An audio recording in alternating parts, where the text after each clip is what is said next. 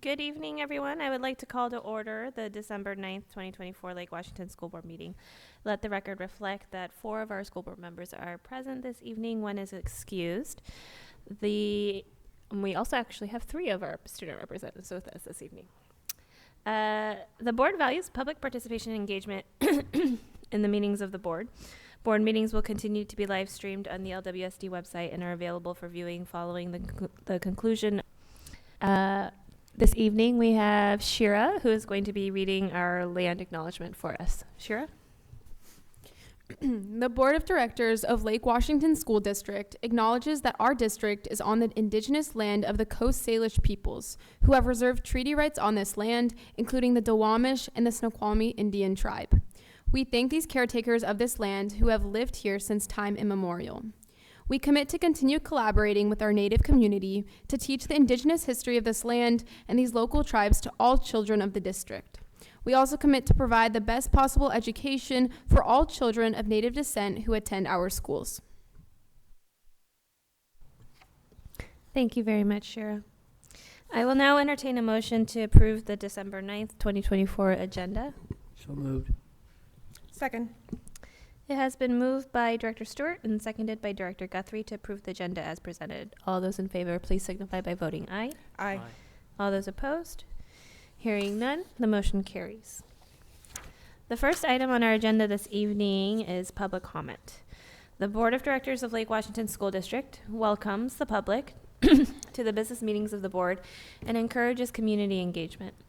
The board dedicates 30 minutes to hear from the public during the public comment period of the meeting, with each individual provided up to 2 minutes to speak. Participants should not expect a response from the board at the end of their comments, as we dedicate this time to listening to your voice and would like to get as many members of the public an opportunity to speak as the time allows. Members of the public can sign up to participate on the district website at lwsd.org/board/public comments. Sign up closes at noon on the day of the board meeting, and comments will be offered in the order of sign up. We have 4, I believe, public comments signed up for this evening. We will go ahead and start with our first. Is there a Courtney Payne here? So there's a stoplight on that wall over there. When it's green, you can go ahead and talk. When it's yellow, that means you have 1 minute left, and if you could wrap up when it turns red. Okay, I'm going to try to talk quick because this is about 2 minutes and 10 seconds. Okay, I am Courtney Payne, the mother of a student at Evergreen Middle School. Evergreen has repeatedly breached state laws and OSPI guidelines. Evergreen is required by WAC 392-400-435 to attempt 1 or more other forms of discipline before administering a suspension. However, it refuses to do so. Our son was issued a 3-day in-school suspension before other discipline measures were considered or attempted. We, his parents, did not receive any written explanation of other forms of discipline Evergreen considered or attempted, which is required by WAC 392-400-455. We were not included in the discussion. Therefore, we appealed this decision to the district. We were told that the outcome of our appeal would be either to affirm, reverse, or modify the suspension as required by WAC 329-400-465. Instead, the district issued a more severe punishment, a 5-day out-of-school suspension. We were shocked about this outcome and spoke with OSPI. OSPI maintains that the district's action was not in the best interest of our son and violated the WAC. They shared they had never heard of this happening before in Washington State. OSPI's guidance and policy intent is for a modification made from an appeal to be in the best interest of the student. We then appealed the district's decision to you. We were again shocked that you upheld the district's decision to issue a harsher punishment from an appeal. We have asked Superintendent John Holtman for clarification on this decision multiple times, and he refuses to answer us. We as parents are entitled to an answer. Families of children in this district also deserve to know how you interpret this policy related to appeals. Our questions for you are: why are you allowing an appeal to result in a harsher sentence when this will clearly intimidate families in our district from exercising their right to appeal? Second, since you have allowed this, will you be changing the policy's language to communicate clearly to families that a possible result of their appeal could be for them to receive a harsher punishment for their child? Thank you. Thank you. I believe our next public comment is virtual. Anaya?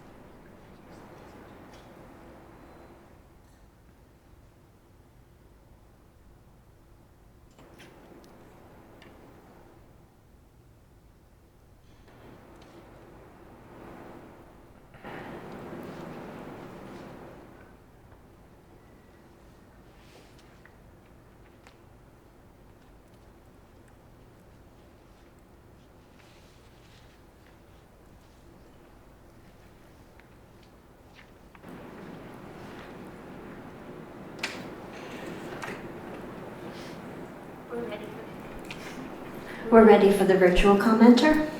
Hi, can you hear me? We can. We can. Hello? We can hear you. Hello?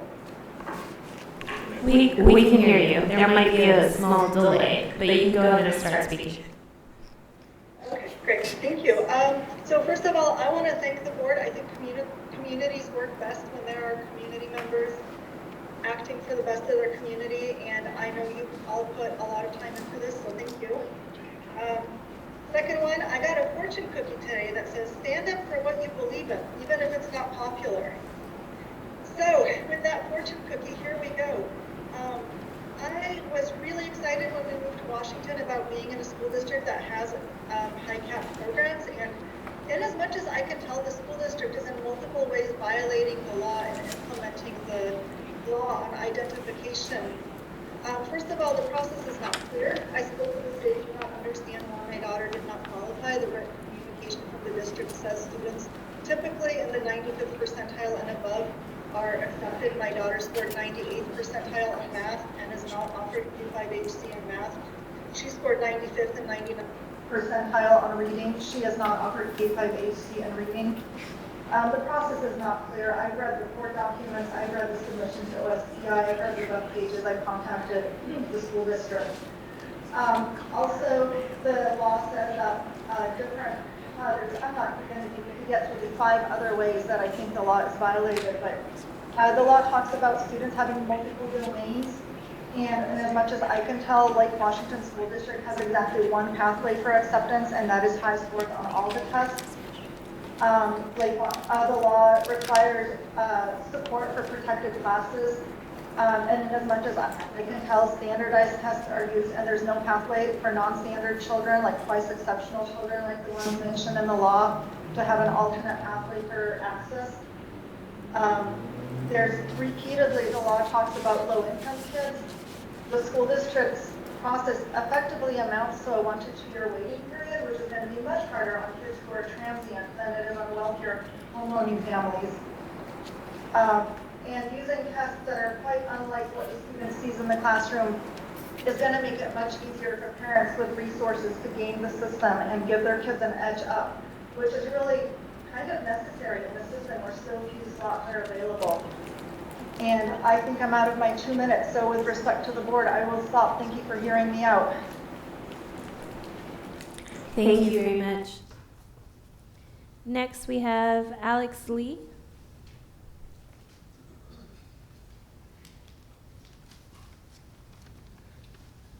Hello, everyone. Great to see you again. Here representing Cascadia College as a trustee. Just wanted to say, first of all, we'd love to have you join us on February 26th, which is when we'll be celebrating Cascadia's 25th anniversary. We're throwing a party on campus, and we'll be sending out invitations to you. The windstorm obviously hit everyone really hard. We were in remote operations for 3.5 days, but the campus didn't sustain any serious damage. An update on our enrollment continues to grow, and we're up more than 20% in the fall, which is wonderful, and we're up another 11% for winter. So definitely a lot of demand for higher education in our area. And I'd say also our Redmond Center had full classes this quarter, and our admin team's been in communication with Superintendent Holman's team to program that space even more effectively. So thank you. Thank you. And our last public comment this evening is Aspen Richter.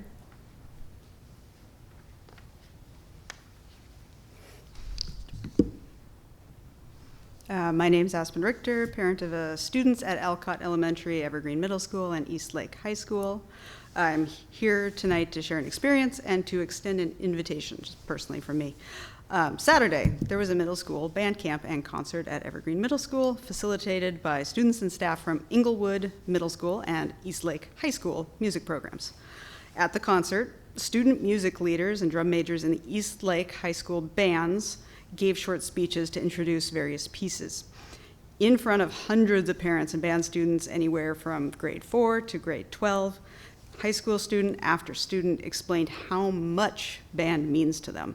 They talked about how many friends they've made, how many life skills they've learned, how much better their life is with band, and urged students to stick with band next year, even if the 6-period day is going to make that more difficult. Band students and families are concerned, not just that an elective may be removed from their students' schedule, but that something very fundamental and central and valuable in their lives could be destroyed. This resonates with me. I was a band student for 10 years, elementary into college. Band was probably the core of my high school experience. It was where I first held an officer position in a club. It combined individual effort and working together to create something bigger than any of us could do individually, the ultimate group work. It allowed me to interact with mixed-age peers and trusted adults in a way I didn't get to do in academic environments. It was a place to be myself rather than someone who excelled at math and science. I firmly believe it is actually the most important experience I had during high school. For reference, at the time where I was, band was held during school hours. 4th and 5th graders were expected to participate. Instruments were provided to low-income students. Without those things, I wouldn't have been able to be there. I got to see these students talk in person. I'd love if you were able to see a band concert as well. For reference, East Lake is having a concert this Friday, 7 to 10 p.m., and I know that Lake Washington and Redmond also have concerts this Wednesday, and I hope you might be able to attend one. Thank you. Thank you very much. That concludes the public comment section of our board meeting. If you would like to stay for the remainder of our business meeting, you are welcome to, but if you would not like to, go ahead and feel free to exit.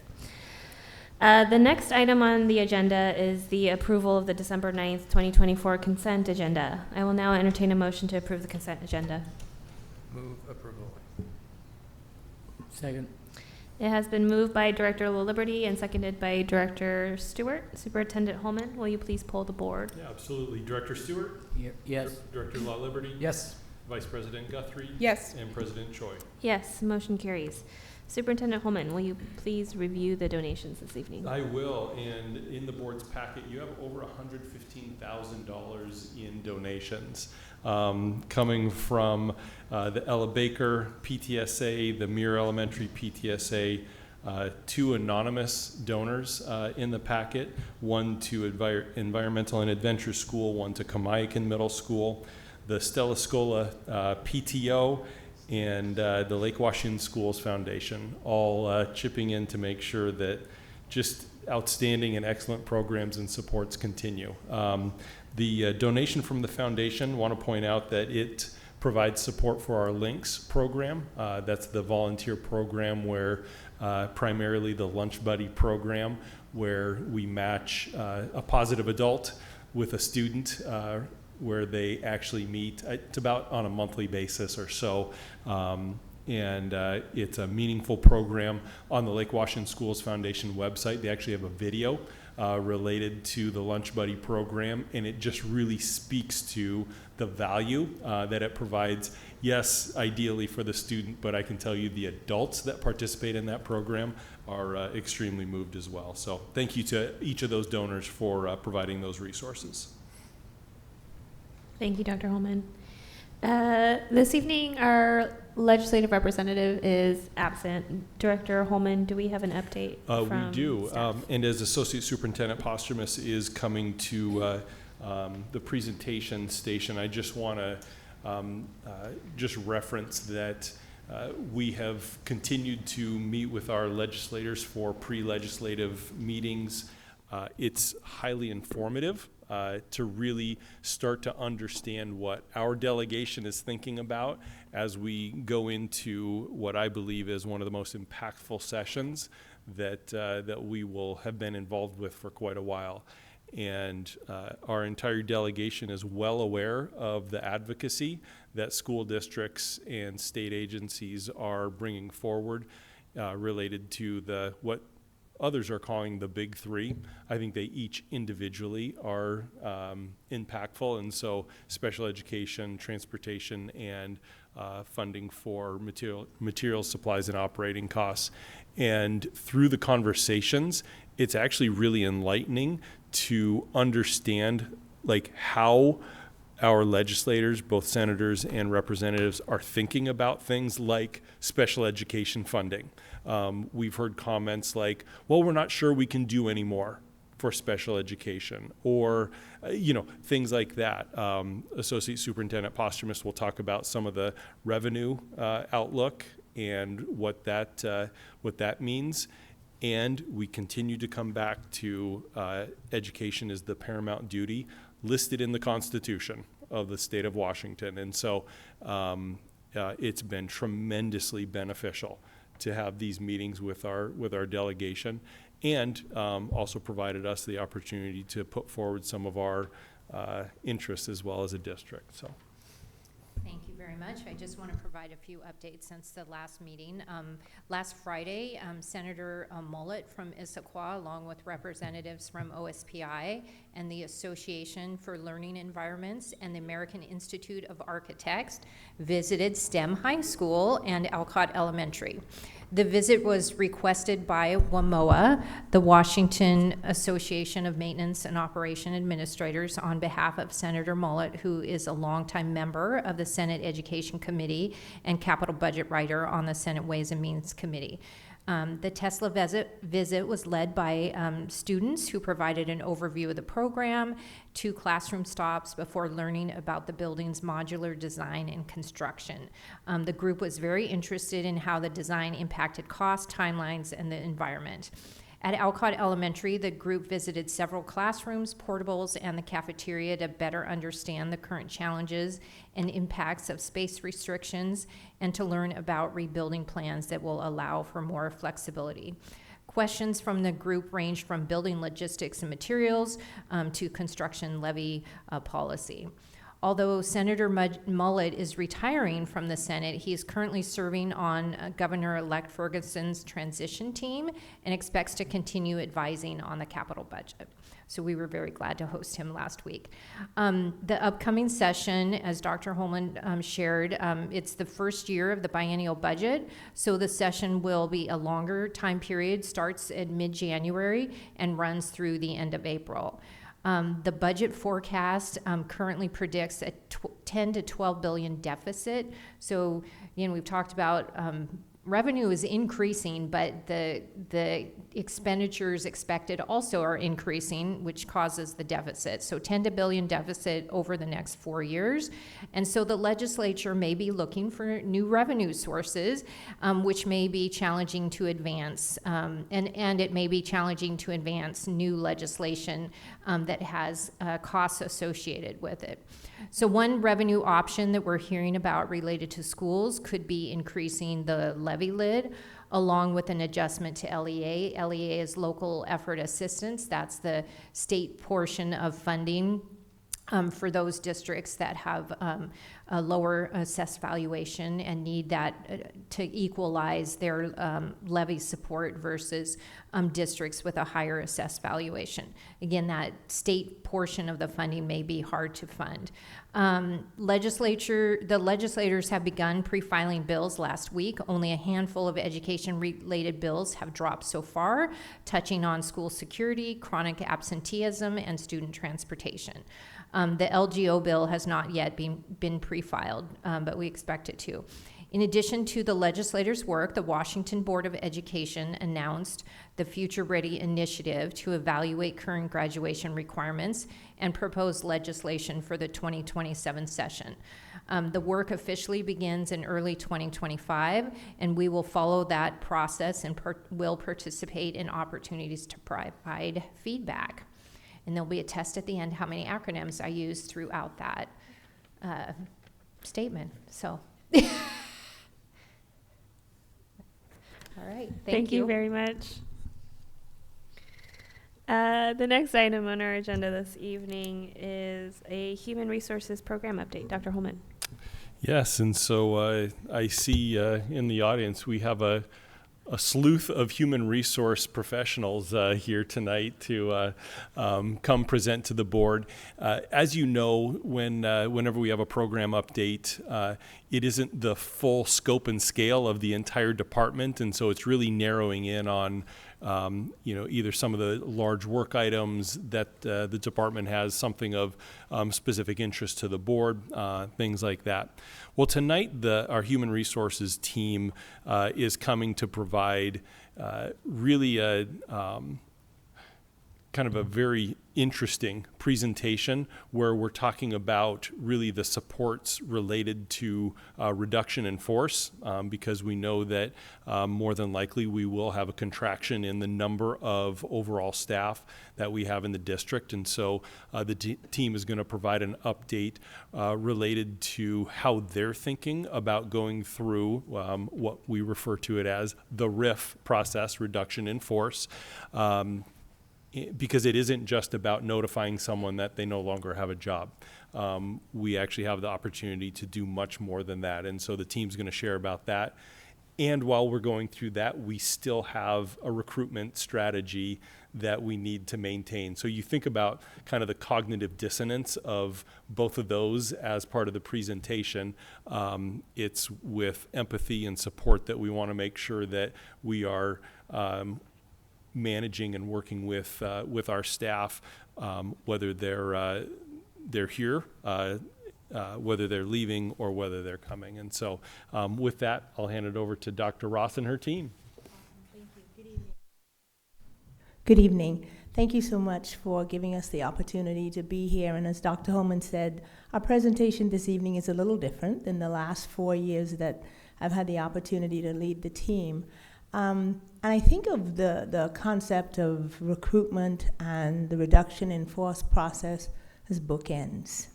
The beginning, the entree coming into the district, and then when there is the need or people choose to leave, but in this particular case, the process of reducing our force. And I think about how do you join those? What is that common thread? And it's really in the investment or the reinvestment and how we care for the staff who are coming in and how we take care for staff when they have to leave. Because whether they're joining us and they're excited to join us and we're excited to have them and we're looking at onboarding opportunities and new employment or new employee orientation opportunities, when they're leaving, we also owe them that same level of care and thought and concern. And so tonight we want to talk about how we are approaching both of those bookends with that approach in mind.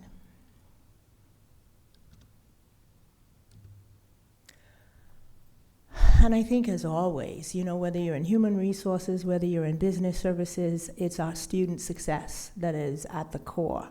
And so when you think of the workforce strategy of recruitment, it's how do we attract the most highly qualified, the most diverse staff who are going to come and engage our students. In our study session earlier on, our students talked about that engagement. And so our recruitment efforts are really around what are the systems in place, the processes in place, how do we tell our story, and how do we actually cultivate an environment that staff wants to come and join and be a part of us. And conversely, when we are having to do a reduction in force, how do we take advantage of that and align systems and not minimize opportunities that are ultimately going to impact our students? And so even though they may seem to be bookends, they really have the common thread of impacting our student success based upon how we strategically look at investing and reinvesting resources when we're looking at both the recruitment and the RIF process. And so we're going to invite Dr. Patterson to come and share a little bit about understanding the RIF process. Yes, is it on? Yeah, is it on? Oh. It is, all right. We think about the need to reduce $11 million from the budget. Obviously, this is a challenging impact overall on the system and in reducing the number of employees to meet that need. We understand that this is going to be a really difficult process, and it's very important for us, and we're committed to maintaining as much dignity, compassion, support, transparency. All of those things are really, really important throughout this for us in order for us to be sure that we are supporting our district priorities at the same time. So there's 3 goals when we look at these efforts. One is to be sure that we're aligning our workforce with the budget constraints. The second one is being sure that, that we minimize student disruptions for staff as well. And the other one then is to allow us an opportunity to invest or reinvest in the system to support the district's priorities. So we've been working really closely with our union partners, our LWA leadership team. And in the CBA, the Collective Bargaining Agreement, Article 24 does a really nice job of step-by-step process of what reduction in force is and does. And it's really important for us to all be on the same page as we interpret that language to not only understand it, but then to operationalize it internally, because it is so important for us to be equitable and fair and make sure that we're following the process. And for us to all be on the same page, the union and the district, is vitally important, especially when we're making these kinds of decisions. The reduction in force process has 3 key components to it: retention, recall, and then layoff. Oh, actually, sorry. Retention, layoff, and then recall. So in Article 24, there are deadlines that we follow. There are very specific steps that we follow. And again, to be sure that we're being accurate and fair. The 2 primary components when it comes to laying off an employee are really based on the employee's contract, the type of contract that they have, and their level of seniority. So when we look at those 2 things, what the other part of that then is the employment pool, that these folks who are effective then essentially are placed in this pool for potential re-employment back into the system. So throughout this process, obviously, we're committed and stay committed to open communication and transparency and collaboration with our union partners. And we are definitely also very dedicated to supporting our staff. I'm going to turn it now to Dr. Ross and Director Clark, who will be speaking about how we differentiate this support. Thank you. Thank you. And so Dr. Patterson, a couple of years ago, he designed a SharePoint site for our LWA bargaining. And it was just this awesome site that had everything collated and served as a wonderful resource. And as we were thinking about how do we create a space where we want to have our employees feel that they can go and understand everything that they need to about the RIF process, that we could share information, and that could be the repository for them to navigate along with us in this process. And so we created a SharePoint site. We're not going to go to the site tonight because we just didn't trust technology, but what you do have is screenshots, and we'll walk you through the screenshots and you'll understand what an employee will see as they navigate the site. And the site is live, and we're excited to showcase this because we think we've been very holistic in how we've thought about it in terms of the technical pieces, the union pieces. We've thought about the social emotional pieces, the well-being pieces, and then the career transition pieces along with retirement. And so the team's going to walk you through that so that you can have an idea of what a staff may see when they are accessing the site. Director Clark, you are up. Thank you, Dr. Ross, and good evening, team. So welcome to the SharePoint site for our reduction in force information. So this is a central hub of information to understand how the district's going to navigate the RIS process. So this offers clear, detailed information on our policy guidelines, the eligibility criteria, the available supports, and it's organized into 3 major sections that we'll dig into a little bit here: support and resources, toolkit, town halls, and one-on-one office hours, one-on-one supports. And one of the things that I really appreciate about this, and that Dr. Ross has mentioned, this isn't just about operationalizing a process. This is about wrapping around people, treating people with empathy and respect and dignity, and giving them information and transparency. So that's what we're working on here. So in the main page here, so on the support and resources piece, it's broken down into four sections, and this is going to be updated in real time. So in that first section there, general information and communications, that's where you're going to find district and association updates, important documents related to the process in our FAQ. There's a section on our seniority list and the instructions on how to navigate that. There's a section on employee well-being and support, and there'll be some toolkit talk sections on that as well.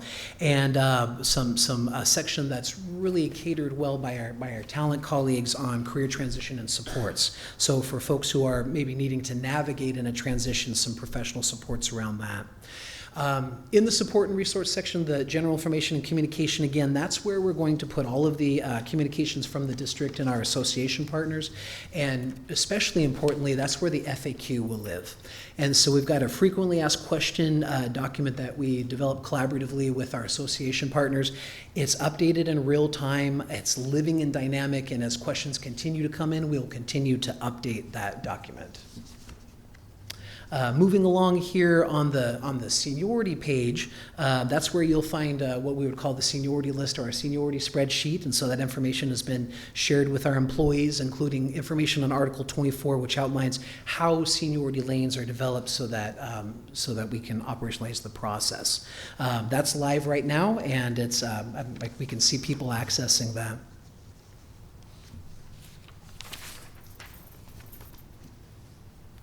Richard. Okay. Thank you. I was waiting for the ladies, but okay, all right. Another very important component is we understand that this is going to be highly emotional. So it is absolutely important for us to provide some kind of social emotional support as well during this process. We really are committed to really providing folks with the kind of resources, not only for immediate needs, but long-term well-being as well. This really is quite timely in that we have been working recently around Senate Bill 1363 with the policy adoption 5515 and 5515P on secondary traumatic stress. And that is essentially, while adults are impacted daily by the stress of students, who is paying attention to the adults and making sure that we're taking care of them for their stress as well. So when we look at the kind of partnerships that we've adopted recently with Kaiser Permanente, with Alliance for a Healthier Generation, with our own EAP folks, there's a really nice coming together for not only for the work that we're doing in the district. It's called the Workforce Mental Health Work Group, but also then to provide these same kinds of materials for our folks who are impacted by this RIF process. So making sure we have stress management tools, that we have mental health resources and self-care tips. The site will be updated regularly. As we grow, we'll continue to feed it with new resources and information. Director Panda for Career and Transition Support. Thank you, Richard. Good evening, everyone. My name is Aprajita Panda, API for short. I wanted to introduce myself as this is the first time I'm presenting in a board meeting. I'm excited, and I'm here to continue the conversation on RIF support and resources. A RIF or a layoff not only impacts an individual, but their families as well. And each impacted employee deals with it differently. So we not only are here to provide support and resources, but also want to make sure that we handle this entire process with kindness, with empathy, and with compassion. As you can see over here, there are a lot of ways we are going to support the impacted employees through the talent acquisition team, from job search tools as well as strategies, reskilling opportunities, alternate career pathways, resume and interview support. In this page, we are providing a lot of articles, videos, as well as links to connect with the talent acquisition team. What we will do is help them prepare for the interviews through mock interviews that will help them practice, boost their confidence, help handle the imposter syndrome. So when they're actually ready to face the actual interviews, they can do their very best. And not only that, we will also schedule a lot of one-on-one personalized support. Our effort is to empower our staff with support, with tools, with resources, so they are ready for what comes next. With that, I think I am going to pass it on back to Michael. So an important part of the resources are going to be a series of what we're calling Toolkit Talks Town Halls. So these will be online Teams meetings in a town hall format that employees will be able to get information chunked out into different topics and then have an opportunity to ask questions and have them answered in real time. So those will begin next week. We'll do them twice a week, and we timed it for when people are most people ending the school day, and these will be recorded as well and posted to that SharePoint site. And you can see there's a variety of topics there. I'll have the privilege of leading the first few that are around what does Article 24 say, what are the timing and steps of the process, what does the seniority process look like, what does the unemployment pool look like when there's rehire options, all of those kinds of things. And again, it'll be presentation, time for people to ask questions and answer them in real time, and then we'll take those questions and put them back in the FAQ document. You can see there's going to be a session with my colleagues, Director Panda and Director Sita, on navigating career transition. There's going to be a session that's going to be led by Dr. Ross and Dr. Patterson and our EAP partners on supporting your own well-being. And you can see there's also going to be a session there with our payroll manager, Alice Brederhoff, from Associate Superintendent Posthumus's team on the retirement process and what does this all mean for your benefits. So really excited about the idea that this is going to be a conversation, a time to ask questions in real time, because not only will we be able to give information to people, but the questions that come in will help with our planning as well. This Toolkit Talks Town Hall, it really was a beautiful thing in terms of the amount of different people that were a part of the conversations to bring this vision to fruition. And I can tell you that it continues to evolve. And so up until last week, we had 7 sessions for the first iteration.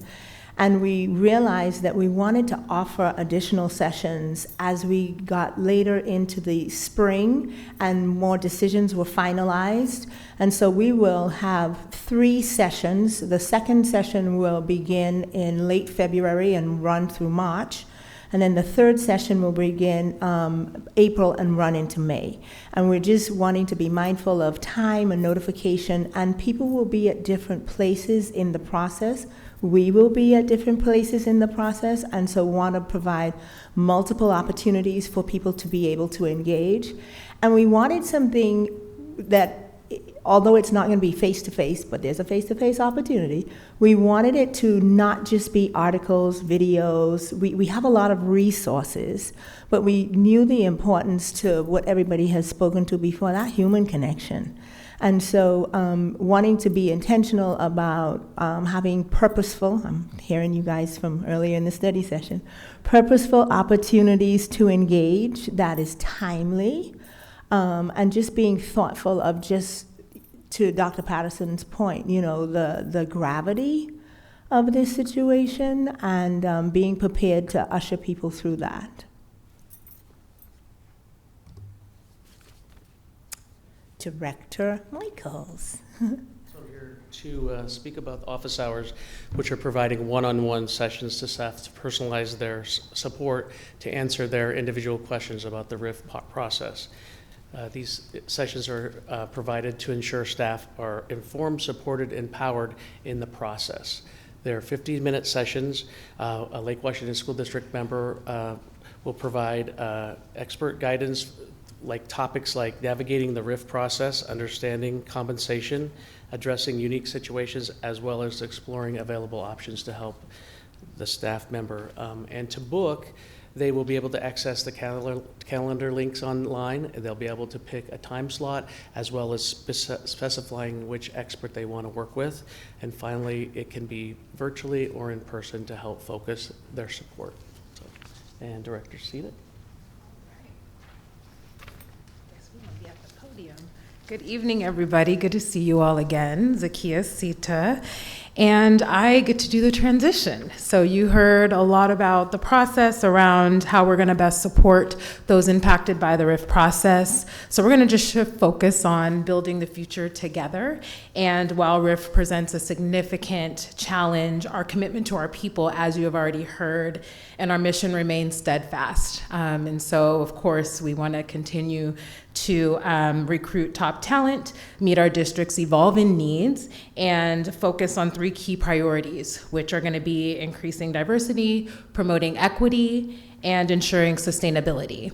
And we're going to do that in multiple ways, which we will get into. But these efforts are shared across our values, our strategic goals, and helping us build a workforce that truly represents our community. And on the next slide, we'll jump into how we will go about that recruitment strategy, and we will drive long-term workforce sustainability while addressing today's financial realities, as we've already talked about. So I will pass it back to my colleague, Director Vanda, to kick us off. Thank you, Zakia. Even as we manage the challenges of RIF, our dedication to attracting top talent and building a workforce that reflects our community and mission remains unwavering. While addressing immediate needs, we remain focused on creating a workforce that aligns with our long-term strategic goals and mirrors our student demographics. We are strategically reinvesting our resources to ensure a strong and sustainable future for our students, for our employees, and for our community. And how are we going to achieve that? Through talent acquisition. One is prioritizing student success. We are focusing on filling critical roles that directly impact student learning. Now, this will ensure that every classroom has resources and expertise needed to help students thrive, maintain operational excellence, and support our mission. Additionally, we are building a strong talent pipeline. We have alternate pathways, student teaching that help us attract, develop, and retain top talent. Now, what we are doing through these initiatives is we are ensuring there's a steady stream of talented individuals that are there to serve our students for years to come. Now, we are carefully considering both our immediate needs as well as our long-term goals while we are building a resilient and dynamic workforce that's ready for future challenges while keeping diversity as well as inclusion top of mind. So I'll pass it back to Zakia, who's going to walk us through all our efforts in building a strong, diverse workforce. Thank you. So as Abby already touched on, increasing workforce diversity is definitely something that's been a priority, definitely in the time that I've been here. And so actively partnering with diverse networks and organizations to build an inclusive environment that reflects the diversity of our students and the community is something that we will continue to do. And I'll just touch on a few ways that we will continue to do that with the goal of, again, attracting and recruiting and retaining talent that are specifically from underrepresented groups and will add to our diversity within our employees. So we're going to continue to engage in active and passive recruitment strategies, supporting our hiring managers, and the ways that we're doing the active engagement is continuing to partner with our community organizations like HopeLink, YWCA. Those are two that have really been pivotal in us being able to be out in the community. We've also been attending at the library. We've been doing some community fairs, career events, and even recently getting more involved in community like the MLK Day event at Garfield High School and other resource fairs that are hosted at the Redmond Library in partnership with the courts here in Redmond. In addition to that, continuing to leverage job boards, which is our largest I would say the largest percentage of where our people come from, and networking groups. So we leverage platforms and prioritize diverse candidates that way through expanding our reach. And then in supporting our hiring managers, we are providing training tools to ensure that it's an equitable evaluation process. And that way we are also ensuring that we are not only looking at the top talent, but attracting and retaining those that are from diverse backgrounds. The passive ways that we've been doing that is really focusing on our employer brand. As you've seen, we've been, and I think we'll show a spotlight video, just really making sure our online presence is very strong and that we're attractable to diverse candidates. So that's something we've been really focusing on and continuing to leverage. Highlighting diverse employees, sharing stories and testimonials, and also leveraging our communications team to really build our presence on social media with amplifying our commitment to equity by highlighting initiatives and celebrating the diversity of our workforce.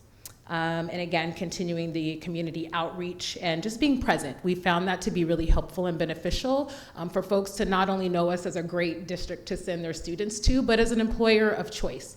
And so we're really, really leaning into that and ensuring that we are highlighted in that way. And I think that's all I'll share. So I will pass it to me, to Joy.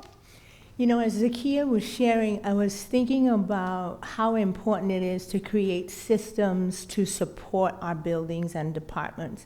And so she talked about the retooling of processes. And I think about the work that's been done with our interview packets and how we've ramped up our bias training and our intentional conversations to really cause committees to stretch and think about who are they as a interview committee, because we can certainly, you know, go out and we can recruit and potential employees come in and then they sit in 56 buildings at interview tables with people, and that's where we get the opportunity to influence that. And so it's really dynamic how we can work, but we also have to be really intentional about that work so that we can truly see traction. So we started with the RIF process, and then we were able to share with you about our recruitment efforts. And one of the things that Zakia spoke to was just our intentional efforts of our presence. And so we've started the HR Spotlight. This is year 2 or 3? 2. And we're going to show you one. And we think it's really poignant because it's our new employee orientation. And so it just happened a month ago, and it's brand new employees to our district, and they are going to share with you what their experience was like as they were welcomed in the spirit of professional development, to then get them to the place where they have agency and they feel that they can come in and be successful. So we're going to pray for no computer glitches.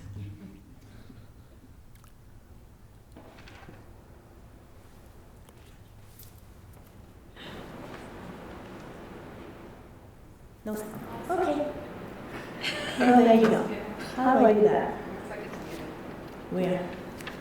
Oh, there. Employees to the district's structure.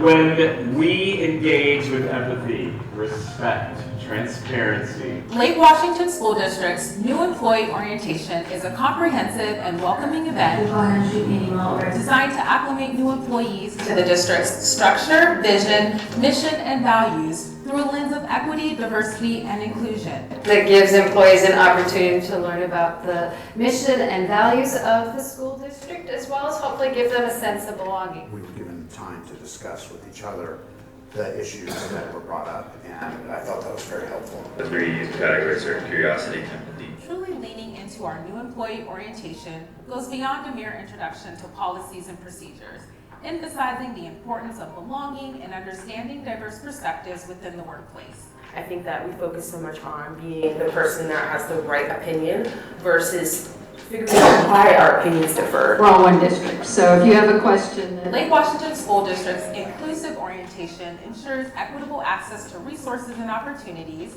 addresses individual needs and backgrounds, and fosters a sense of community and belonging from the outset. Being given steps for conflict management was very helpful, and I will take that back as a manager, especially showing emotional capacity towards other people. I felt was very important. I love getting to be able to connect with paras, educators, and instructional assistants and teachers, custodians. I love being able to meet them face to face, hear about the work that they do, and just see their level of excitement and engagement for their job. This includes an introduction to HR, technology, payroll and benefits, meet with union reps, and more. We do work in a building and we are one person in an organization, but seeing how everyone's being very supportive to the new hires, that really stood out to me.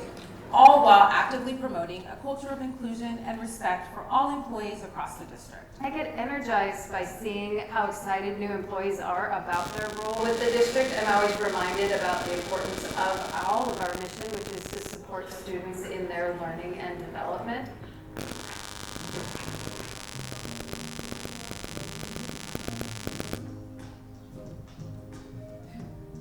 It's not me.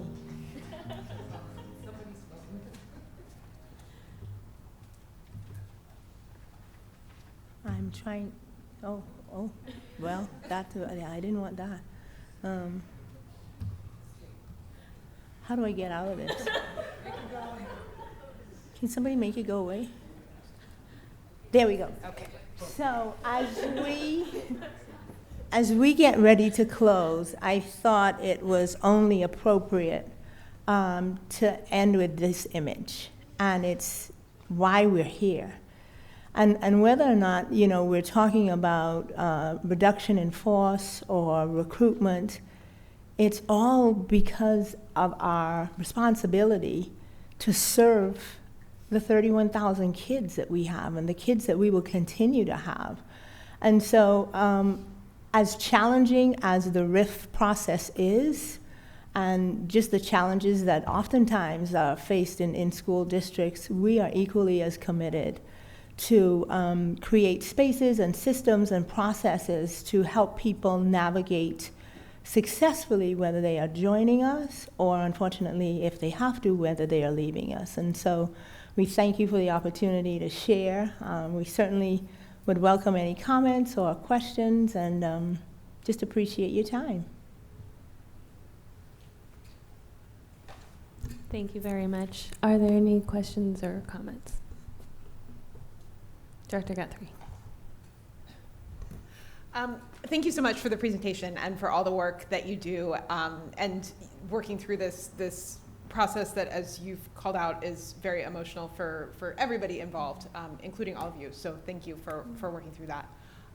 One question I had, and having been at a company that went through layoffs recently, the amount of churn that it caused, not just among the employees who are most directly affected, who obviously need to be the first priority or who have the greatest needs, but also just around the entire company. It was kind of a similar situation where we knew layoffs were coming, we didn't know who, what, when, and so everybody was just sort of in a state of suspended animation for a couple months, as just dealing with the emotions until we sort of knew what things, where things were going.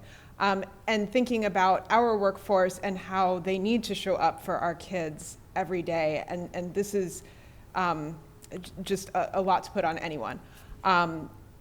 What sorts of supports, are we making it clear to employees, some of, like I noticed a session around well-being, that could potentially apply to any employee, whether or not they're directly affected. So again, making sure that first and foremost we're communicating with employees who are affected, but also are there things that we can do to also support other employees who may just be struggling with the uncertainty, concern about themselves, even if they end up not being affected, concerns about coworkers who might be affected, even if they feel safe, and so on. Yeah, thank you. Great question. A couple of things come to mind, and then I'll open it up and invite anybody else to add. Dr. Patterson referenced House Bill 1363, and just this past month, we were able to hold our first meeting. And we've got a well-being committee that we have put together, and even though it is not put together specifically for the RIF process. It's certainly going to allow us to engage in work that will ultimately be able to address just what you've spoken to. And so we are going to start to design and roll out opportunities for support system-wide, because it's not just people who potentially are impacted by the RIF, but it's colleagues, it's just uncertainty. And sometimes it's not even related to that, but that potentially is the tipping point. And so there's that. I can tell you that there is a commitment, and Dr. Holman has spoken to this frequently, about early notification, as early as possible. The RIF site was done to ensure that we provide as much information as possible. Director Clark talked about real time. We will update, we will change, it will be fluid. Our FAQ is something that we are continuing to add to, because as we learn through this, as we get questions that might be new, we want to make sure and share that. Director Stewart, you spoke earlier in the study session about sometimes you ask a question, you may know the answer, but you ask a question to plant a seed. And so thinking about that same concept and utilizing that with the FAQ, it's giving people the opportunity to know, be informed, make knowledgeable decisions. And that made me think, Director Clark, we've invited people who are on leaves of absence if they'd like to extend it. So we're trying to be creative in providing opportunities for people to have agency at this time. I'll go back maybe one more step as well, knowing that the announcement around the high school day, you know, kind of first and foremost, our high school staff had questions around that. So Deputy Superintendent Beebe and Deputy Superintendent Gillingham have actually gone out to each of our high schools and held a staff meeting to share information, answer questions, just put a face you know, to the content. Our labor partners in LWA have partnered with us in the development of the FAQ, because I can tell you one of the worst experiences for our staff would be for us to put out information, for our labor partners to put out a different set of information, and that just causes confusion. And then, like, who do we listen to? What? And so trying to be really intentional around, as we approach a question, that we make sure we have a shared understanding regarding that question before we put out that information. So the FAQ was something that had a shared responsibility around that. How we put out our information related to seniority, really unpacking that to make sure that we're all on the same page with what that looks like, what that information is, who that goes out to. That actually has every staff member, LWA staff member, certificated staff member represented on it. So it isn't just our high school staff. And to Dr. Ross's point, as we get additional questions, we continue to build out the FAQ and things like that.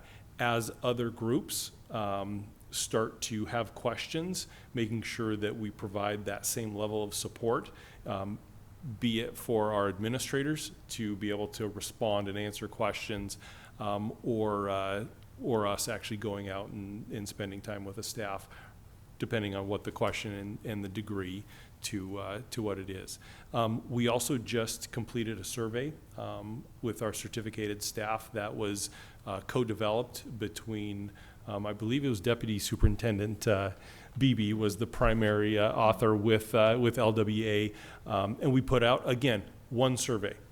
They could have put out a survey and we could have put out a survey, but we decided to actually put one out together because we really had common information that we wanted to collect together. So just continuing to be thoughtful in those ways so that our employees don't feel like they're getting multiple answers to a question, because that really creates anxiety. And so just continuing to walk through this, and we will get new questions and have to design new processes and procedures as we go through this. Can I ask a follow-up question?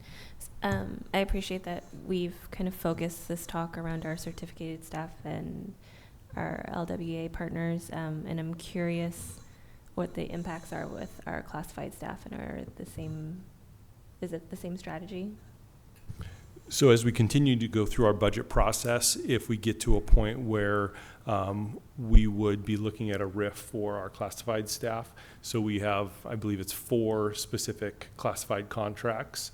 We then would, again, align with that contract, work with our labor partners, and go through a similar process. Thank you. Director Stewart?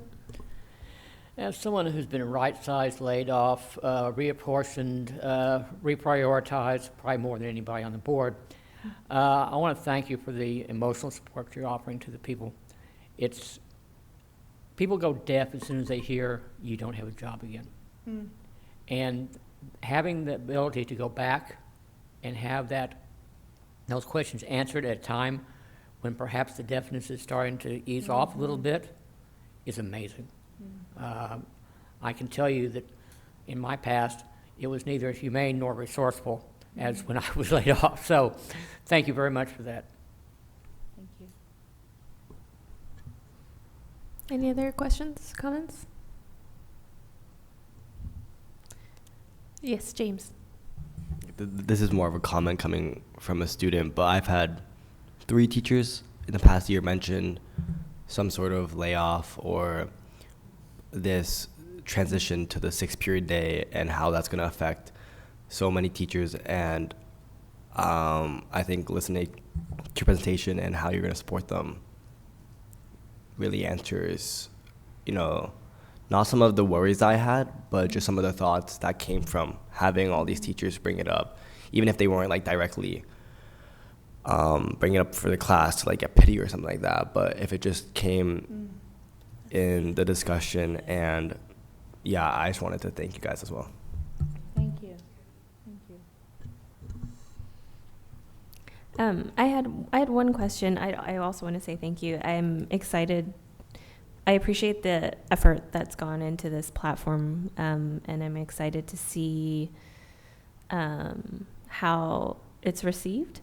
And I was just curious if there are plans to, well, it sounds like it'll be a living website, so you'll be updating it as you go. But I was curious how you get the feedback to know to update, other than new information, obviously. But if there was actual feedback from users around whether or not it was helpful or if it was missing this or that, what the strategy and plan is there. That's a great question. And part of that is the feedback we're getting in real time with questions like, for example, questions we received about the seniority process.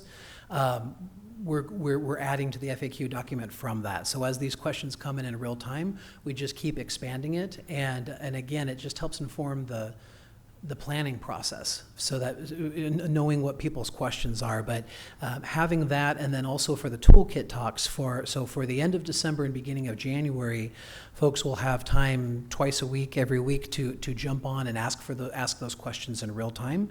And they'll also be recorded, so the answers will be recorded not in the live sessions, and then also in the FAQ too. I think additionally, our union partners are also getting questions, and we are in constant communication. So to Dr. Holman's point, we're working together, and that's going to give us a greatest opportunity to understand what's happening on the ground. Yeah, thank you.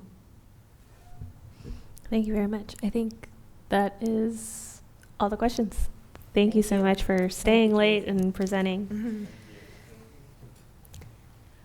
This leads very well. It's like we planned it very well into our next monitoring report, which is OE4 Personnel Administration. The monitoring reports contain the superintendent's interpretation of policy language, a review of current conditions, and monitoring data. The monitoring actions make up part of the board's oversight of the organization and ensures the board that its operational standards have been met. Following the presentation, the board will have an opportunity for questions and comments. Dr. Holman, will you please present a summary of monitoring report for OE4? Yeah, absolutely. And so, yes, it was intentional to have our human resources partners here on the night that we present OE4, which I think has been the pattern now. I think this is a 5th year running. And so the amount of different subparts in human resources, they could be here every board meeting presenting on one aspect or another, because really the life cycle of employees is significant, and it takes a whole team. And so I'm happy to be presenting this to the board. Again, this is related to the 23-24 school year. 11 of the components are marked as in compliance, with one component marked as in compliance, with noted exceptions that I'll speak to when I present that. 4.1 references the responsibility and expectation to conduct thorough background checks prior to employment. And so 100% of our new hires have been cleared through OSPI reference checks and the Washington State Patrol background checks. And so that looks at various aspects. And so you can see there 585 employees, substitutes, and 62 contractors, which we are required to go through the fingerprinting and those processes, even with our contracted employees, through the 23-24 reporting year. 4.2 really is about hiring highly qualified and the best suited candidates. And so part of that is making sure that as we're hiring people, they actually meet our job qualifications, that they have the requisite and required educational, they meet educational requirements, and that if there's a certificate required for that position, that we have the appropriate certification notification from OSPI. And the board knows there's times we come to the board and we provide waivers for some of those certificates, given hard to fill positions and things like that. And so we have a pretty robust screening process to ensure, even before the interview process, that those that we're bringing into an interview actually align with job and application expectations. 4.3 really related to our equitable recruitment practices. While we promote equitable recruitment and increase the diversification of our workforce, a few pieces here. You heard both Appy and Zacchaeus speak to the recruitment strategy. It really is a set of objectives that they work towards. And so that comprehensive recruitment strategy truly does inform the work that they're doing. They spoke to some of the partnerships that are embedded within that strategy, but also the outcome of that strategy that they're seeing. Anytime we go through the hiring process, we actually have a formal bias training that those that go through that are on the hiring committees goes through. And I can tell you, anytime I'm involved in a finalist interview, we go through that bias training every single time, because it's that reminder of what are those things that I, as a human, need to pay attention to as we go into working to hire those best candidates for our district. And one of the challenges, if you've ever been on a hiring committee, is you come in, you're busy, you're only giving half a mind to what you're doing. Well, bias is going to creep into your evaluation, and so being very mindful of those things and paying attention to it really does help lay the groundwork for a good hiring committee. You heard the team speak to it tonight, but our employee assistance program, I review the data probably annually around access, and I can tell you during the pandemic, we started pushing out additional information, but we also provided some accommodations for staff to access EAP during, I believe it was either during the workday or in conjunction with their workday. And we saw a spike during the pandemic because a lot of that was remote, but we've continued to see high access of our EAP, which that's what we want. That's why we have an employee assistance program, so that staff that have a need to talk to someone, need to connect with a counselor, that they have that available to them. And so that's something that's provided for all of our staff. 4.4 really is related to effective handling of complaints. And so you can see here, all complaints have been resolved within legal timelines. We had one grievance that was formally received and addressed within appropriate timeframes. And I say that, and that's sort of a nuanced bullet point as well, because there's times where we will request an extension, there's times where we need additional time, and so working through that process and making sure that there's open lines of communication with all parties involved is part of addressing it within appropriate time-frames. 4.5 related to our job descriptions, and so we do maintain accurate and current job descriptions. Anytime we go to post a job, we make sure that it goes through a vetting process prior to updating it. There's also other variables and conditions that will cause us to review and update a job description, particularly when someone's job responsibilities change. Some of our contracts actually have processes to make requests related to their placement in regards to their working responsibilities and related to their job description. And so our job descriptions truly do help inform our work with our employees.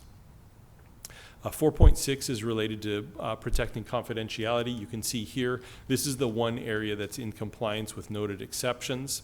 I'm going to start at the second bullet point under highlights. We have high consistency and broad compliance with our requirement related to confidential information.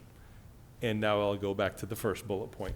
We had a breach of confidentiality of information, and so that is something that we are in the middle of actively investigating and responding with all required reporting mechanisms, those that had information exposed and things like that. And so we follow the law, we follow best practice, and we're empathetic to those that were impacted. And so I think about all of the data and information that is available, and how the compliance is almost universal, and then you have one issue and it feels like the whole the entire set of compliance is almost ruined with one exception. And so we're working through that and making sure that there's mitigation in place, because we want to avoid that with if at all possible. 4.7 is related to competitive compensation. You're very well aware of our work with outside experts in the field of compensation. We work to align our compensation with market standards. We also know that part of 4.7 is also related to working conditions, and so we take our work related to labor management very seriously. We know that if we have good relationships with our unions, our associations, that actually facilitates better outcomes for our employees. And so that doesn't mean every conversation and every discussion is simple, but we enter into it in a mindset of really trying to accomplish success for the organization, our students, and our employees. The last bullet here is related to retention rates, because that's part of 4.7. And during this data collection period, generally our retention has decreased. We've also declined in enrollment during that time, and so you can see I have a sub-bullet there. I'm going to ask that the board in your summary ask for the superintendent to look at updating the indicator of compliance, because the reducing retention doesn't automatically equate to a negative scenario. It could be because of other variables and factors. So I just something around disproportionate. And I think we talked about that in OE 14 as well. And so, so maybe there's a relationship there as well. 4.8 is performance evaluations. And so all of our employee groups have different evaluation requirements. The state actually dictates the evaluation procedures for our certificated staff, both teachers and administrators. By and large, everybody else's evaluation is centrally determined, but monitoring and completion of evaluations is part of that responsibility as well. 4.9 is related to training, training staff to perform assigned responsibilities. I didn't add this as a bullet, but the board receives our professional learning profile in OE14. And so we don't bring that into OE4, but that really does a great job of describing a lot of the training that we offer to staff related to our strategic objectives and goals. And it demonstrates really how we embed our work related to equity really into the broad spectrum of our training for staff. So a couple bullet points here. Our annual required training is completed by all staff. Much of that is conducted on our professional learning management system, our PLMS, which is Cornerstone. And so a lot of it is asynchronous. And so I know for myself, as an administrator, I spend quite a bit of time in required training on an annual basis.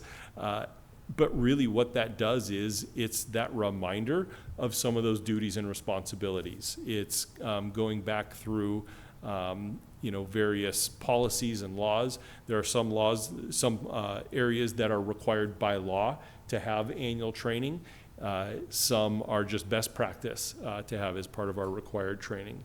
We also know that for our certificated staff, we have, it's either 7 or 8 leap days. And so that is where our teachers have time for professional responsibilities.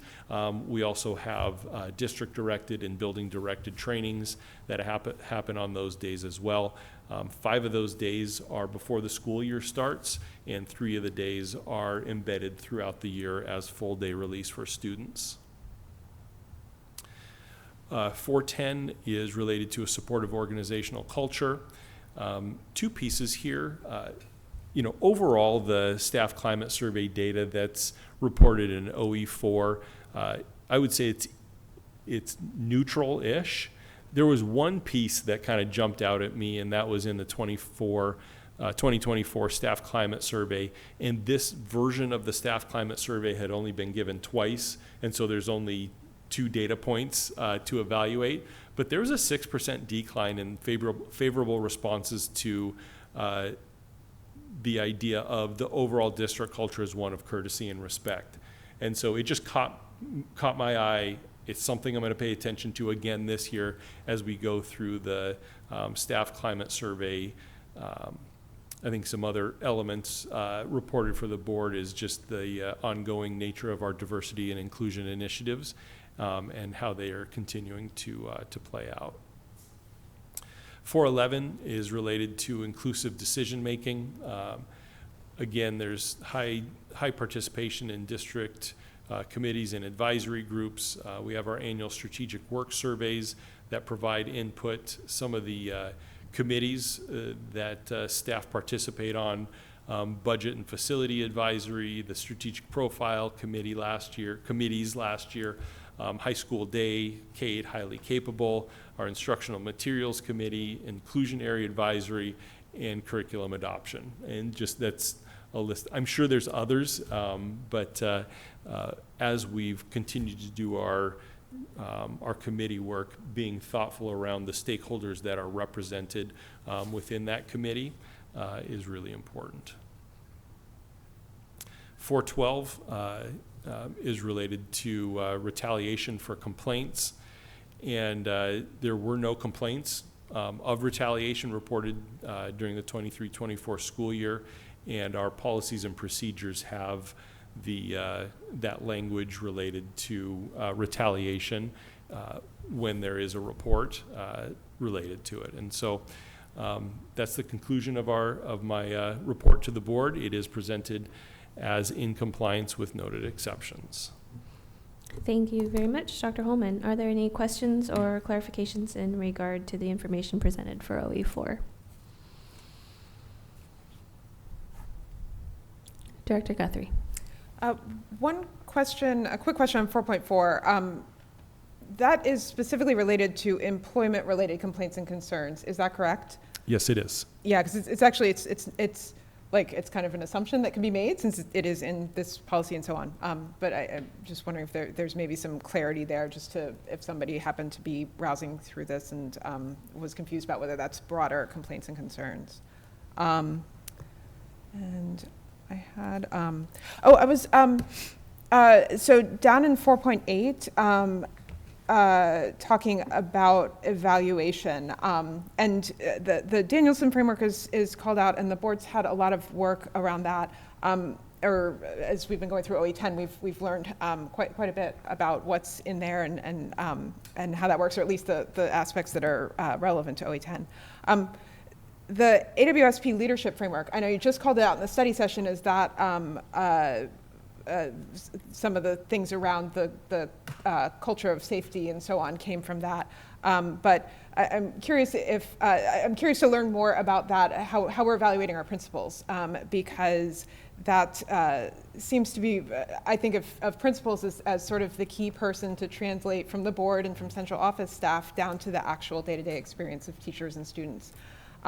So I would love to learn more, either now or it can be a board brief or what have you, of what that framework looks like, because I think that might be helpful for the board to understand in the work that we're doing, how those building leaders are evaluated. Yeah, absolutely. So I will, I'll just include the AWSP framework as an attachment for the board, just so you can see it, and then if there's a deeper dive, we'd be more than happy to do that. Dale and his team really do lead the evaluation of our principal group and what that looks like, and in all of the work around coaching and support. They would be more than happy to come and talk about that. You will find in the AWSP framework, the version we're using now, they updated it maybe 4 or 5 years ago, much more equity focused than the original. And so there's nice alignment with really our commitment as a district with the updated Danielson framework. And so, yeah, I'll include that. Any other questions? Hearing none. Thank you, Dr. Holman, for the overview and the clarifications. Now it is the board's responsibility to consider the report as evidence of the district's performance in this area of operation. A reminder of the criteria we have agreed to follow. 1, that the superintendent's interpretation of the current policy as written is reasonable. And 2, that the superintendent has provided evidence to assure the board that the organization is in compliance with the provisions of this policy. I will now entertain a motion to accept and approve the monitoring report as in compliance with noted exceptions. So moved. Second. It has been moved by Director Stewart and seconded by Director LaLiberty. Is there any further discussion? Yes, Director LaLiberty. So on Dr. Holman flagged in his presentation OE 4.7 generally on retention and having a broader set of, or maybe thinking about different variables than just raw retention numbers.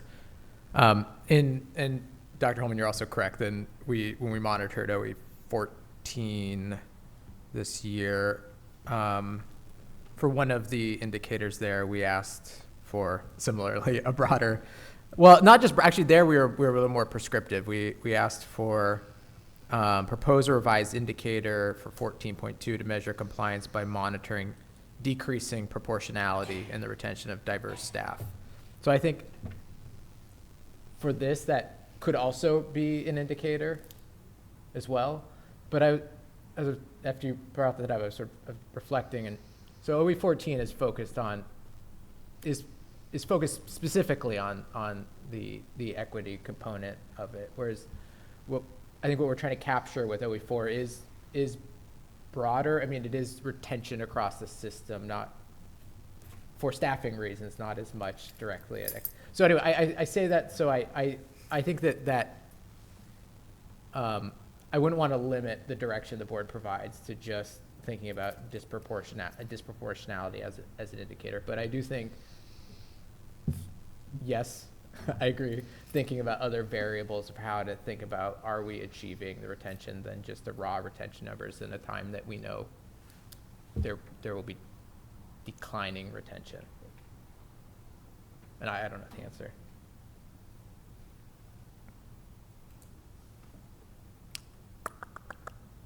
I think that's all I have for now.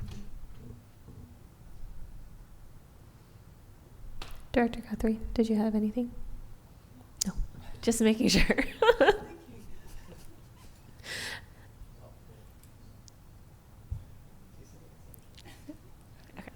I had a wondering. I wrote it down because I'm trying to, well, I kind of wrote it down, trying to be clear. So it really came, I thought of it more when I was reflecting on the presentation that was given by our wonderful HR team, and their priorities around recruiting with a focus on diversity and promoting equity within our district, wanting a more diverse workforce and one that looks more like our community and our student body. When they talked about the RIF process that we are embarking on this year, they mentioned that the process prioritizes tenure for making decisions about RIFing, and it made me curious about the impacts of a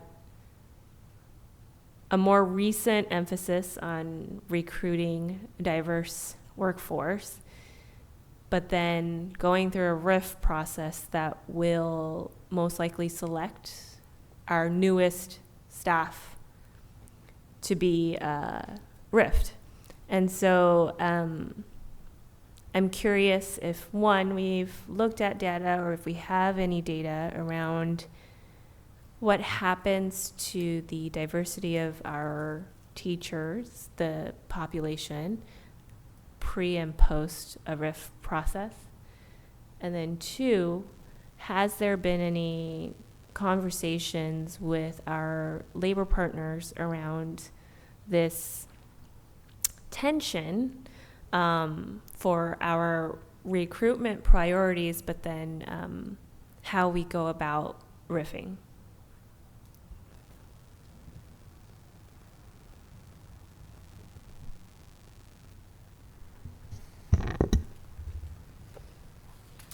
Sounds like a fascinating study session. I mean, honestly, what you asked is I would need to work with my team to really unpack the data. My guess is in OE14, there's some of the data, but it's probably not to the degree that you're asking, because a reduction in force at the secondary level, our high school, middle school, is different than a reduction at the elementary level. Director Stewart's looking at me like, what would be the difference?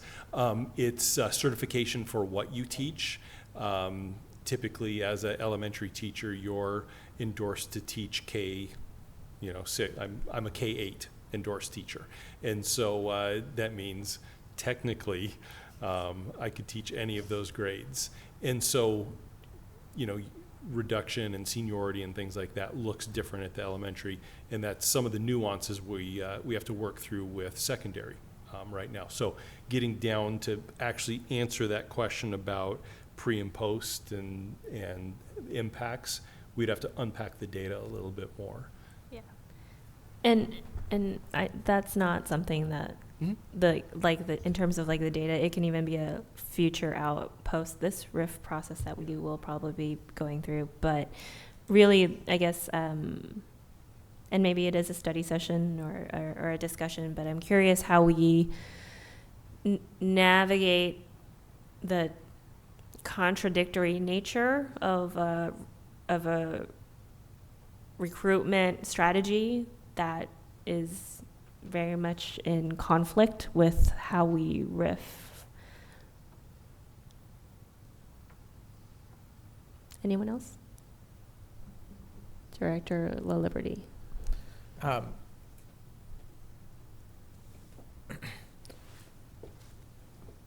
So I think I agree with that we need. So for me, it starts with I think we need. What I'd like to at least is unpack the data, or at least understand it. And when we're thinking about. So anecdotally, I believe, because if we are hiring more diverse staff and we are making RIF decisions based on seniority, it would stand to reason logically that those RIF decisions would end up affecting more diverse staff, most likely. But I don't know that. I don't know that to be true for certain. And so I think, like, when we think about, one of the roles of the board is to monitor its values and actually have that data elevated. Oops, excuse me. And so,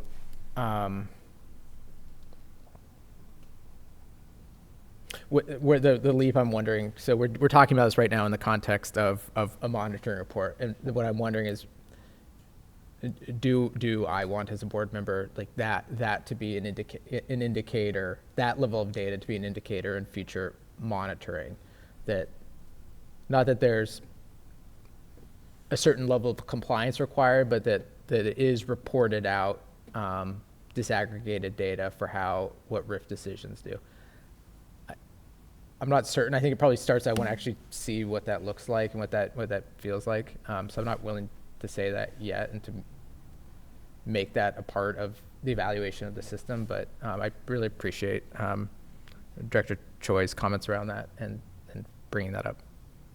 So yes, a study session, I guess. I'm on board as well. We're filling up. How many study sessions do we have left? I don't know.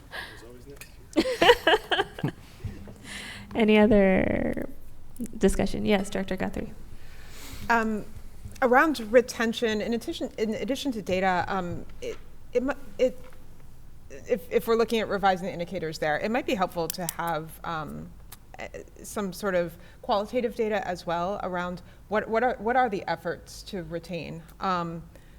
Again, drawing on my day job experience, where we're in a similar climate of where hiring is pretty flat, and just the similar problem is I've actually shifted, because hiring was an area that I looked at, and a lot of it's shifting now to focus on retention and thinking very explicitly about mentorship and sponsorship strategies. How do we promote a sense of belonging among our employees? What sorts of factors lead to that? So of course it will look different in a school district space than in that space, but thinking about what are the intentional strategies that we're deploying to just make sure that people are happy here and growing in their careers and able to access the opportunities that they're hopefully looking for. That might be a good, rather than just looking at raw retention data, but also understanding, are we acting on, any sort of staff climate survey feedback, explicit things that are called out. What are the actions that we're taking there? That might help give the board more of a sense of the policy languages, assuring compensation and working conditions that attract and retain high quality employees, and so that might get at some of the interest there. Any other discussion? Okay, hearing none. It has been moved by Director Stewart, seconded by Director Lowe Liberty, I'm on the wrong page. Accept and approve the monitoring report as in compliance with noted exceptions. All those in favor, please signify by voting aye. Aye. All those opposed, hearing none, the motion will carry. Thank you, Dr. Holman. The next item on our agenda this evening is the approval of the board summary for monitoring report OE11, the instructional program. The monitoring report was presented and approved at the November 18th, 2024 board meeting. I would like to thank Director Yoakum, who is not here, but I'm sure is listening, for writing the board summary for OE11 based on our discussion at the November 18th board meeting. I will now entertain a motion to approve the board summary for OE11 as presented. So moved. Second. It has been moved by Director Liberty and seconded by Director Guthrie. Is there any further discussion? Hearing none, all those in favor, please signify by voting aye. Aye. All those opposed, hearing none, motion carries. That leads us to the superintendent report. Dr. Holman.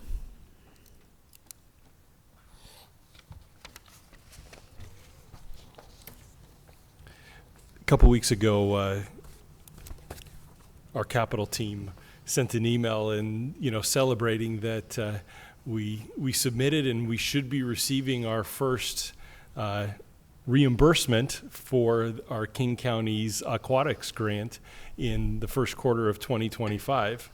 And I said, tell me more. I would love to know and learn. And so, as you may or may not know, many grants really are a reimbursement.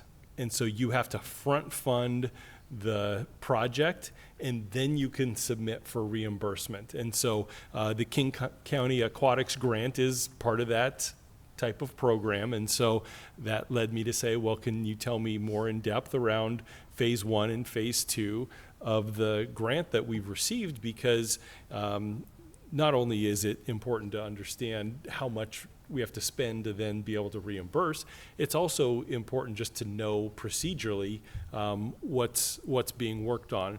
As the board knows, part of our levy that was just approved by our community, part of that is really to complete the Juanita High School community pool and field house. And so it's kind of exciting to share this information because it really does demonstrate a partnership with King County, because the aquatics grant is really part of a overall strategy around parks and recreation. And so the grant is funded through what is called the King County Voter Approved 2020-25 Parks, Recreation, Trails, and Open Space Levy. And so that's where these funds are coming from. And so this really is about establishing and building out community assets across King County, and part of those assets are related to aquatics. And so phase 1 was approved in February 2022. We executed the contract related to this work March 17th of 2023, and you can see the initial grant was for $1.8 million, and upgrades to HVAC and pool equipment. And you can see there on the left the beautiful picture of the HVAC equipment. My question back to our capital team was, I would imagine the heating and cooling for a pool is different than just a standard HVAC system. And the answer I got back was yes. And so just with all of the requirements related to maintaining a large body of water that is above room temperature, that takes quite a heavy lift to be able to circulate air to maintain appropriate temperatures to the best degree possible. I've been in pools, rooms before they get very warm. And so, all of that, because aging facilities have aging mechanicals. And so both HVAC and the pool equipments, we provided some ADA upgrades. You can see there new showers, and then replacement of the roofing system overall was part of phase 1, $1.8 million, which we now have completed. We have submitted for reimbursement, and quarter 1 of 2025, we should receive those funds back. And so really appreciate King County and their partnership related to the grants program. We submitted for phase 2 of this overall program, and were approved for a phase 2 King County Aquatics grant that was granted in September 2023. And so, again, I said, what's going to be on phase 2? And so you can see phase 2 was a $2 million grant. And it will provide partial funding for really the remainder of the overall upgrades. And so things like replacing pool equipment that's beyond its useful life, continuing to work through ADA upgrades of the entire facility, upgrading the pool viewing area, because we know not only do our littles go there for swim lessons, and parents, families need a place to sit, but this is also used for both Lake Washington High School and Juanita High School's swim and dive programs. And so that's viewing of competition as well. Upgrading of the pool deck surface and replacing building controls and pool lighting. And so the contract related to Phase 2 was executed on September 5th of 2024, with work beginning in spring of 2025. And so I know the board is always interested in partnerships and our work related to that. I know when I was on the campaign trail for our levy, people love to hear that we're actually receiving funds to accomplish these long-term goals that we have of updating our facilities. And it's through partnerships with, entities such as King County that, continue to build out assets across our community. So thought you would be interested in that report. Thank you, Dr. Holman. The next item on our agenda is school visits and community affairs. Are there any updates from the board? Our next school visit is actually going to be tomorrow. We will be visiting Timberline Middle School and Emerson. Did I get that right? The Emerson campus. I got that right. Okay. I actually don't know who's all signed up to go. Director Guthrie and myself, and I think Director Yoakum might miss because she's ill. But yes, she's too sick for school. We're looking forward to that visit, and we'll report back in January.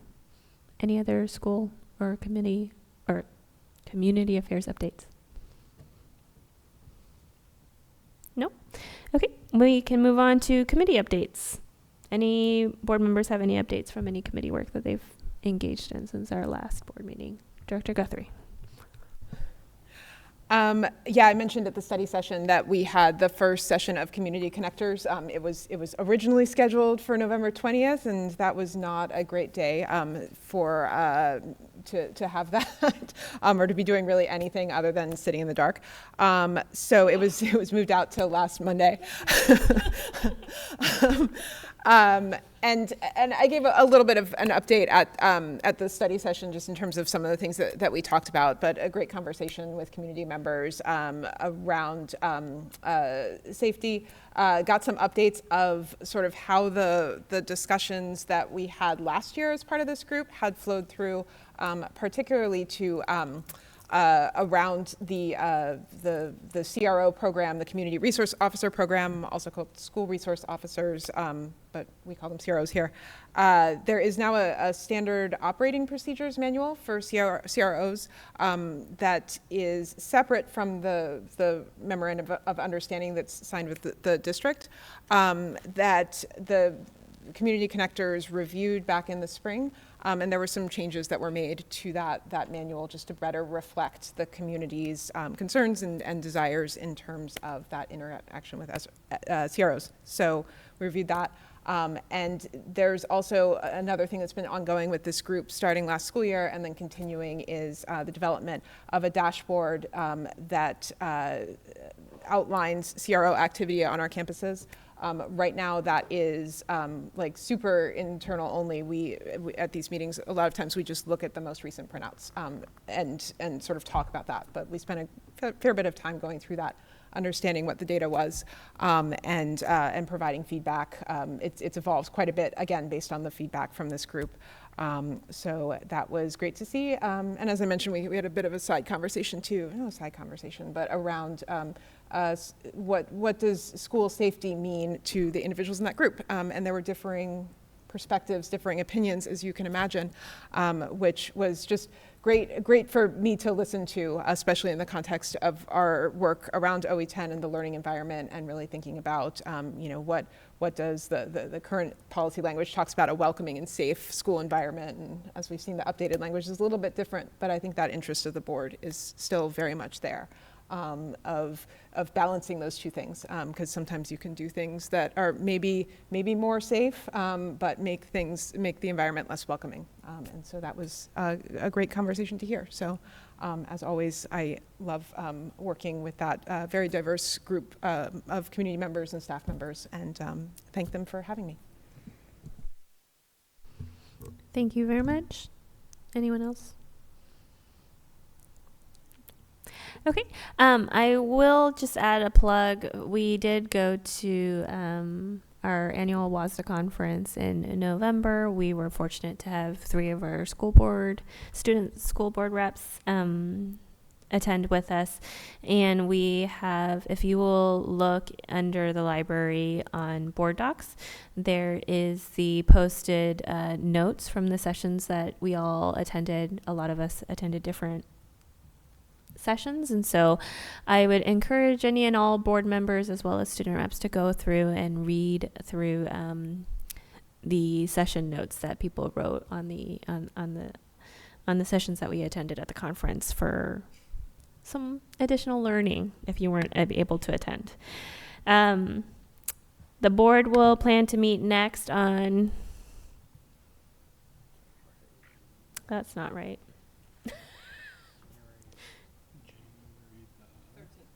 January 13th at 5 o'clock for a study session and a 7 o'clock board meeting. I will now entertain a motion to adjourn the December 9th, 2024 board meeting. So moved. Second. It has been moved by Director LaLiberty and seconded by Director Guthrie that we adjourn. All those in favor, please signify by voting aye. Aye. Aye. All those opposed, hearing none, motion carries. The meeting is adjourned at 8:48 p.m. Thank you, everyone, and happy holidays.